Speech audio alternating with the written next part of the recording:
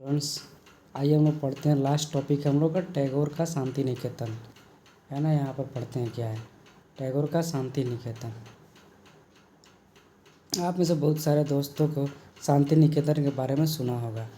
क्या आप जानते हैं इसकी स्थापना किसने और क्यों की? रविंद्रनाथ टैगोर ने इस संस्था 1901 में शुरू की। रविंद्रनाथ टैगोर जब बच्चे थे तो स्कूल जाने से बहुत चिढ़ते थे। वो स्कूल नहीं जाना चाहते थे, वहाँ उनका दम घुटता था। उन्हें स्कूल का माहौल दमनकारी लगता था। टैगोर को ऐसा लगता था मानो स्कूल कोई जेल हो, क्योंकि वहाँ बच्चों को मनचाहा कभी नहीं कर पाते थे। जो उनके मर्जी में आता था वो नहीं कर पाते थे। तो दूसरे बच्चे शिक्षा की सुन रहे होते तो टैगोर का दिमाग कहीं और भटक रहा होता था।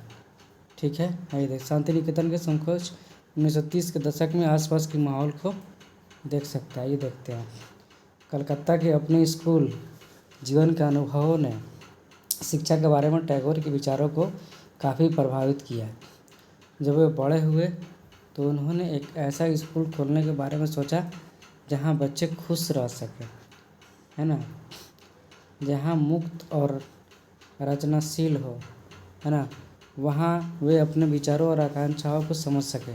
टैगोर को लगता था कि बचपन के समय अपने आप सीखने का समय होना चाहिए। वह अंग्रेजों द्वारा स्थापित की गई शिक्षा व्यवस्था एक कड़े और बंधनकारी अनुशासन से मुक्त होना चाहते थे। शिक्षक क्या हो? कल्पनाशील हो, बच्चे को समझते हो और उनके अंदर की उत्सुकता जानने की चाह विकसित करने में मदद दे।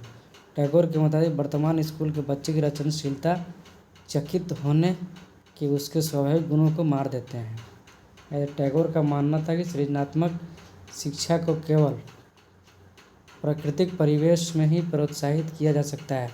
इसलिए उन्होंने कलकत्ता से 100 किलोमीटर दूर एक ग्रामीण परिवेश में स्कूल खोलने का फैसला लिया। उन्होंने निर्मल शांति से भरी शांति निकेतन दिखाई थी, जहाँ प्रकृति के साथ जीते हुए बच्चे और स्वाभाविक सृजनात्मक मेधा और विकसित कर सकते थे।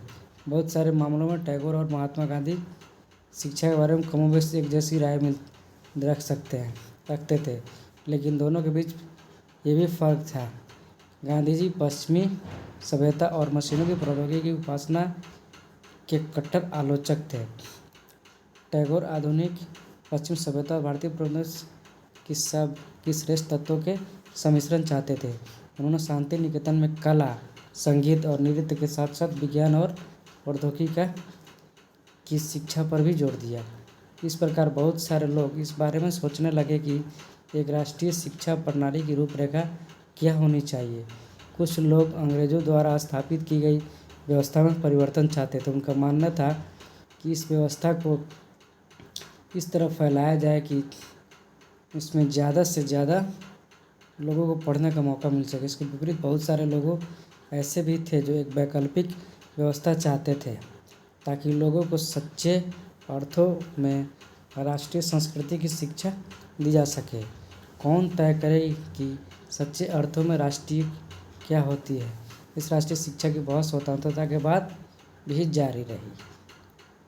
ये उनका है।